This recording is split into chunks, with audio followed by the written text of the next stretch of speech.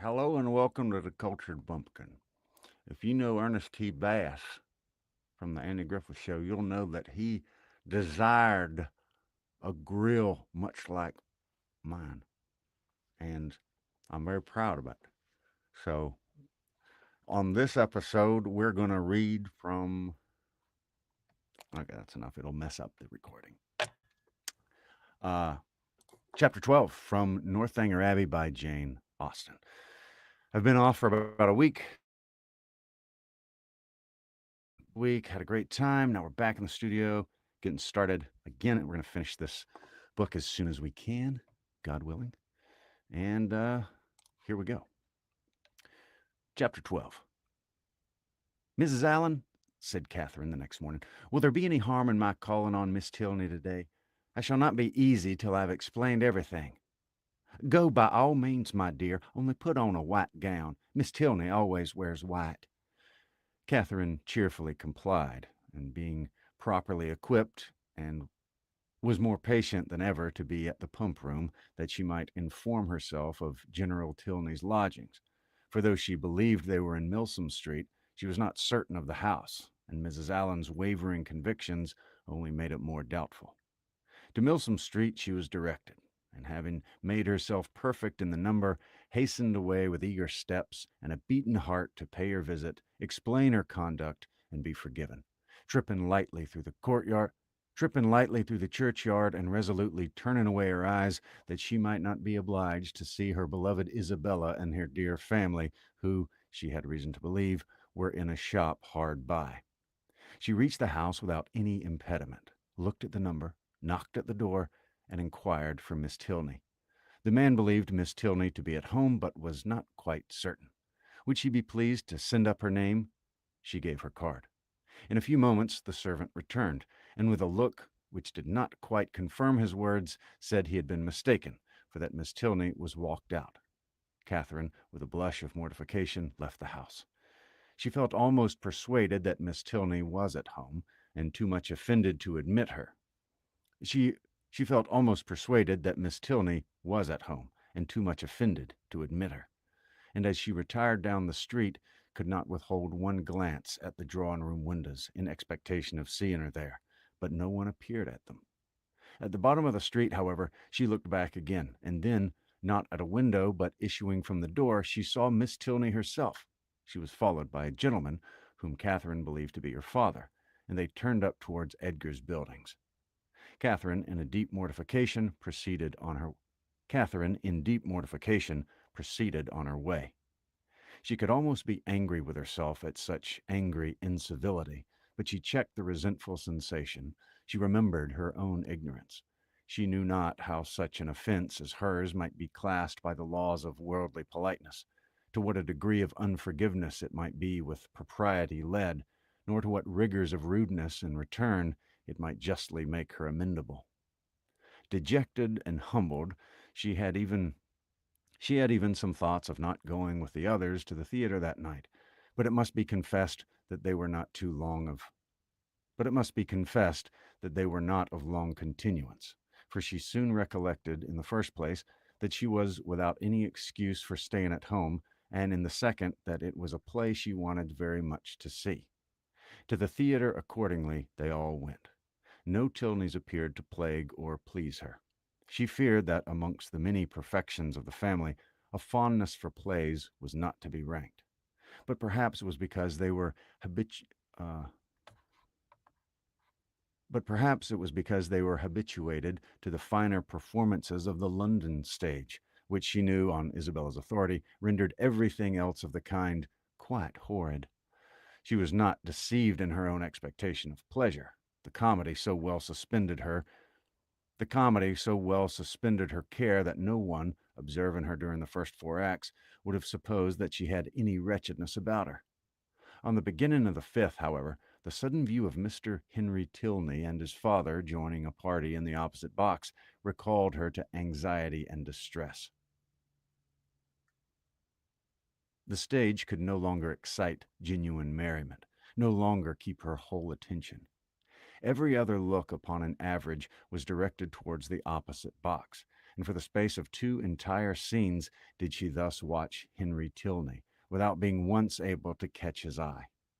No longer could he be suspected of indifference for a play. His notice was never withdrawn from the stage during the two whole scenes. At length, however, he did look towards her, and he bowed. But such a bow! No smile, no continued observance attended it. His eyes were immediately returned to their former direction. Catherine was restlessly miserable. She could have almost run round to the box which she sat and forced him to hear her explanation. Feelings rather natural than heroic possessed her. Instead of considering her own dignity injured by this ready condemnation, instead of proudly resolving in conscious innocence to show her resentment towards him who could harbor a doubt of it, to leave to him all the trouble of seeking an explanation, and to enlighten him on the past only by avoiding his sight or flirting with somebody else, she took to herself all the shame of misconduct, or at least of its appearance, and was only eager for an opportunity of explaining its cause. The play concluded, the curtain fell. Henry Tilney was no longer to be seen where he had Henry Tilney was Henry Tilney was no longer to be seen where he had hitherto sat, but his father remained, and perhaps he might be now coming round to their box. She was right. In a few minutes he appeared, and making his way through the then thinning rows, spoke with like calm politeness to Mrs. Allen and her friend. Not with such calmness was he answered by the latter. "Oh, Mr. Tilney, I've been quite wild to speak with you and to make my apologies. You must have thought me so rude, but indeed it was not my own fault, was it, Mrs. Allen? Did not they tell me that Mr. Tilney and his sister were gone out in a phaeton together? But then what could I do? But I had 10,000 times rather have been with you, now had I not, Mrs. Allen." "My dear, you tumble my gown," was Mrs. Allen's reply. Her assurance, however, standing sole as it did, was not thrown away. It brought a more cordial, more natural smile into his countenance, and he replied in a tone which retained only a little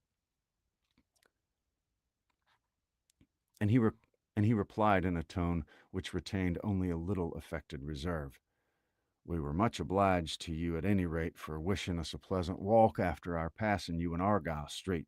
You were so kind as to look back on purpose." "But indeed I did not wish you a pleasant walk. I never thought of such a thing. But I begged Mr. Thorpe so earnestly to stop. I called out to him as soon as I saw you. Now, Mrs. Allen did not. Oh, you were there, but indeed I did. And if Mr. Thorpe would only have stopped, I'd have jumped out to run after you." Is there is there a Henry in the world who could be insensible to such a declaration? Henry Tilney, at least, was not. With a yet sweeter smile, he said everything that need be said of his sister's concern, regret, and dependence on Catherine's honor. "Oh, do not say Miss Tilney was not angry," cried Catherine, "because I know she was. For she would not see me this morning when I called. I saw her walk out of the house the next minute after my leaving it. I was hurt, but I was not affronted. Perhaps you did not know I had been there." "I was not within at the time, but I heard of it from Eleanor, and she has been wishing ever since to see you, to explain the reason of such incivility. But perhaps I can do it as well. It was nothing more than that my father, they were just preparing to walk out, and he being hurried for time and not caring to have put it off, made a point of her being denied. That was all, I do assure you. She was very much vexed, and meant to make her apology as soon as possible." Catherine's mind was greatly eased by this information, yet a something of solicitude remained, from which sprang the following question, thoroughly artless in itself, though rather distressing to the gentleman. "But, Mr. Tilney, why were you less generous than your sister? If she felt such confidence in my good intentions, and could suppose it to be only a mistake, why should you be so ready to take offense?" "Me take offense? Nay, I'm sure by your look when you came into the box you were angry.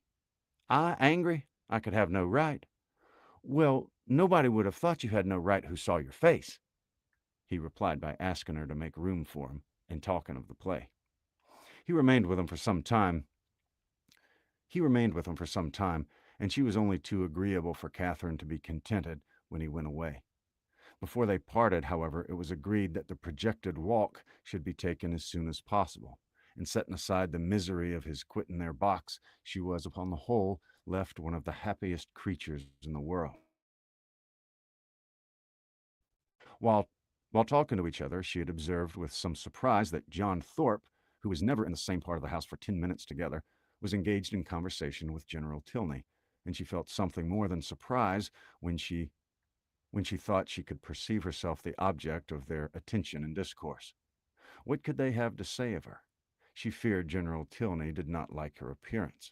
She found it was implied in his preventing her admittance to his daughter rather than postpone his own walk a few minutes.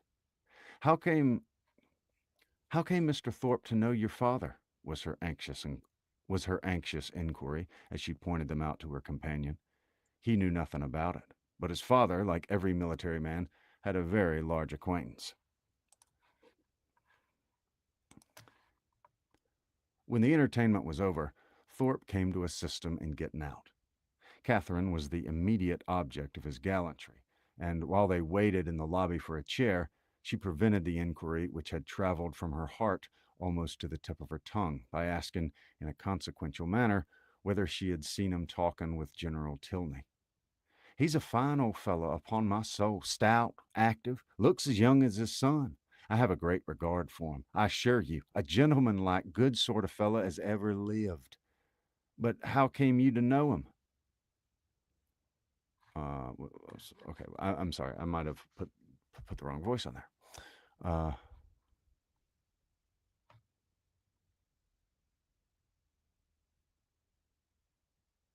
oh, okay, that was John Thorpe that said that. In a consequential manner, whether she had seen him talking with General Tilney.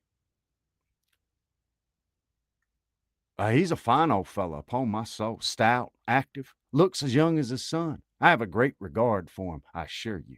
A gentleman-like, good sort of fellow as ever lived. But how came you to know him? Know him? There are few There are few people much about town that I do not know. I have met him forever at the Bedford, and I knew his face again today from the moment he came into the billiard room. One of the best players we have by and by, and we had a little touch together, though I was almost afraid of him at first. The odds were 5-4 against me, and if I had not made one of the cleanest strokes that perhaps ever was made in this world, I took his ball exactly. But I could not make you understand it was without a table. However, I did beat him. A very fine fellow, as rich as a Jew. I should like to dine with him. I dare say he gives famous dinners. But what do you think we've been talking about? But what do you think we've been talking about? You. Yes, by heavens, and the general thinks you're the finest girl in Bath. Oh, nonsense. How can you say so? And what do you think I said? Lowering his voice. Well done, General, I said. I'm quite, I am quite of your mind. Here, Catherine, who was much less gratified by his admiration than by General Tilney's, was not sorry to be called away by Mr. Allen. Thorpe, however, could see her. Thorpe, however, would see her to her chair, and till she entered it, continued the same kind of delicate flattery, in spite of her entreating him to have done. That Mr. that General Tilney, instead of disliking, should admire her was very delightful, and she joyfully thought that there was not one of the family whom she need now fear to meet. The evening had done much more for her than could have been expected. That is chapter 12. Thank you very much for watching. Check out the other ones and my other Jane Austen audiobooks. And I'll talk to you later. Probably doing another one tonight. Chapter 13 later tonight is the goal. So talk to you later.